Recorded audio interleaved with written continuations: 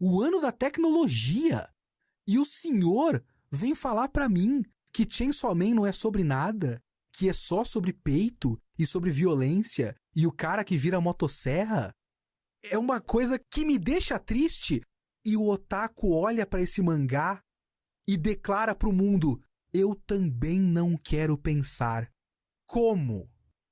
Como? Como é possível que o otaku, que metade do otaku, leitor de mangá, escolha não pensar?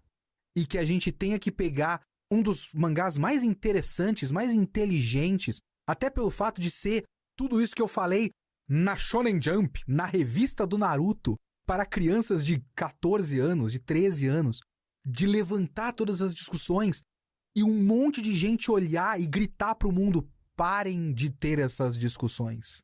Elas não importam. É foda, meu irmão. É foda.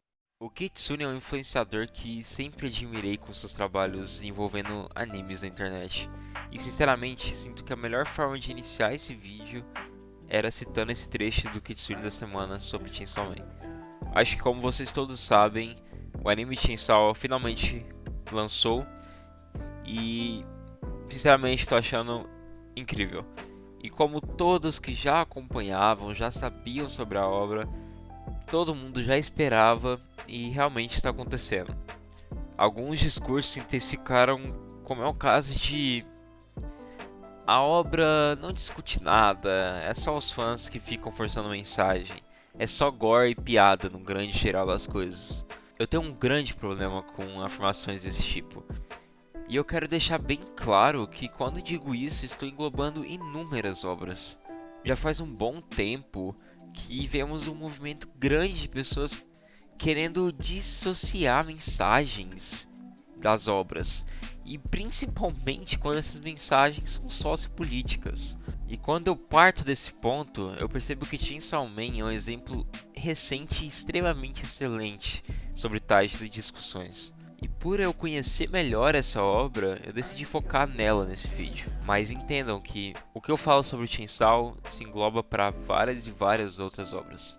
Algo muito importante de ser dito é que eu quero deixar bem claro também que toda a conversa que quero levantar nesse vídeo não tem a intenção de afastar um público que pense de forma diferente ou da forma que eu irei contestar aqui. É justamente o oposto, eu quero apenas explicar minha interpretação para com esses casos e tentar fazer vocês entenderem meu ponto. Quando eu tive a ideia desse vídeo, que foi justamente pelo fato de eu ter visto vários comentários girando pela internet comentando isso que eu tô querendo dizer, eu fiquei, caralho, eu não imaginei que eu teria que fazer um vídeo sobre isso, mas depois eu parei de pensar e falei, caramba, era um vídeo que eu poderia ter feito bastante tempo atrás, pois não é só sobre Chainsaw, é sobre várias outras coisas que acontecem. Então, bora lá, bora conversar sobre isso. Porque Chainsaw é um excelente exemplo. O Fujimoto tem um estilo que, para mim, chega a ser único. É sério, o cara consegue fazer uma história abordando temas delicados e discussões importantes, com uma roupagem às vezes muito boba ou até mesmo engraçada. E Chainsaw Man, ela é a concretização de tudo isso. Aqui temos situações bobas ou extremamente fora da caixa ou extremamente engraçadas, mas que simplesmente conversam muito bem com a nossa realidade. Ah, mas vocês forçam mensagens na obra. Quero que pensem bem lá no início da obra, literalmente nos primeiros diálogos. Aqui, Denji nos contextualiza sobre toda a sua situação. Ele literalmente diz que teve que vender partes do seu corpo. Ah, o meu rim 1.200.000 ienes. Ah, meu olho 300. Ah, minha bola nem chegou a dar 100.000. E toda essa venda do seu corpo foi literalmente para conseguir juntar uma grana para tentar pagar um pouco da dívida que o seu pai deixou para ele após ele se suicidar. E aqui a gente não está falando de uma dívida simples, a gente está falando de uma dívida milionária, a qual literalmente a gente nem está falando mais sobre uma pessoa vender seu corpo para conseguir um trabalho, para conseguir um dinheiro. A gente está falando de literalmente uma pessoa vender partes do seu corpo para isso. Aqui a gente encontra uma mensagem bem forte, cara. E tipo, literalmente nas primeiras páginas do mangá. É um assunto muito delicado e que, de certa forma, deparamos diariamente em nosso convívio social. Pode não estar acontecendo com a gente, mas eu te garanto que está acontecendo com alguém nesse exato momento. Pois aqui a obra está iniciando um debate de como o sistema te prende a dívidas de terceiros e que nem mesmo a morte dessas pessoas é a solução, você ainda vai ter que pagar. E ainda nesse processo de pagar essa dívida, nesse processo de conseguir um dinheiro, talvez você não consiga ao menos ter um mínimo da sua vida, desejando talvez apenas um abraço e um simples pão com geleia, que é literalmente tudo que o Denji fala nesse início.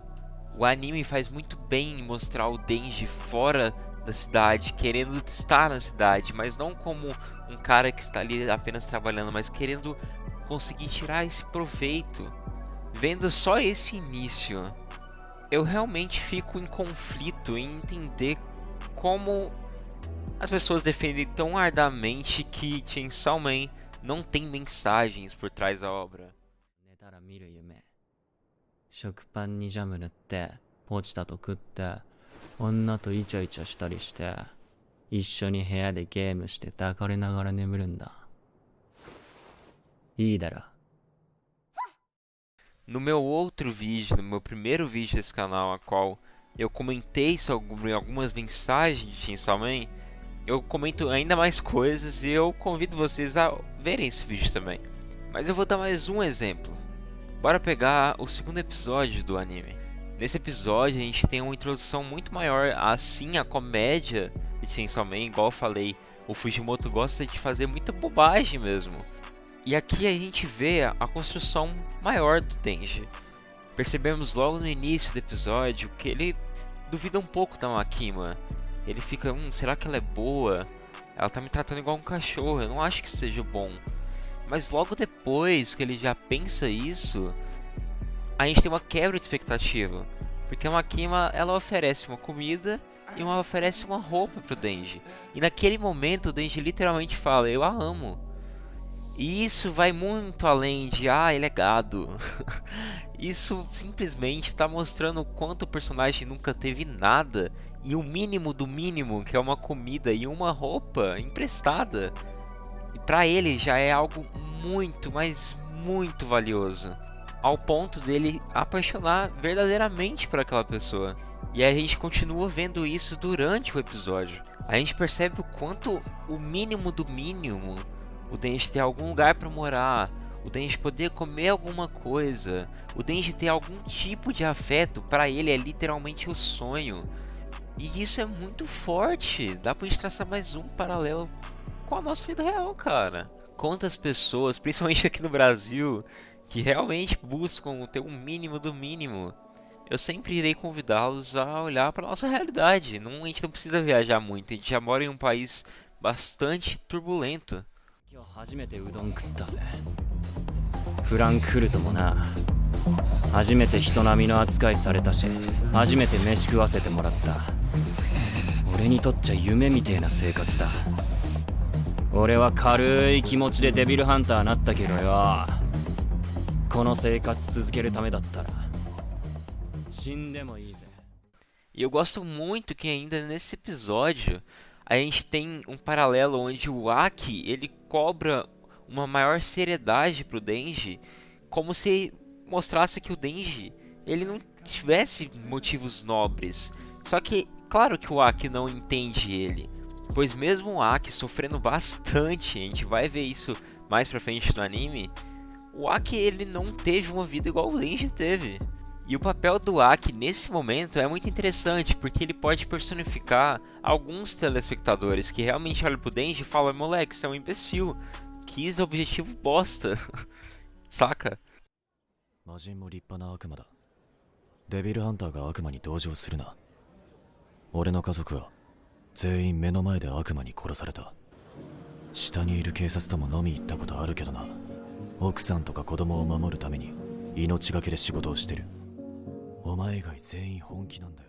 Outra coisa que eu gosto muito nesse episódio é o fato da Makima deixar bem explícito que o Denji vai morrer trabalhando pra eles. Eu acho isso muito forte, porque ele literalmente saiu de uma situação horrível, a qual ele não tinha nada, e todo o dinheiro que ele tinha que pagar uma dívida milionária, mas, ou seja, ele estava preso a um trabalho pro resto da vida, e agora ele ainda tá preso por um trabalho pro resto da vida.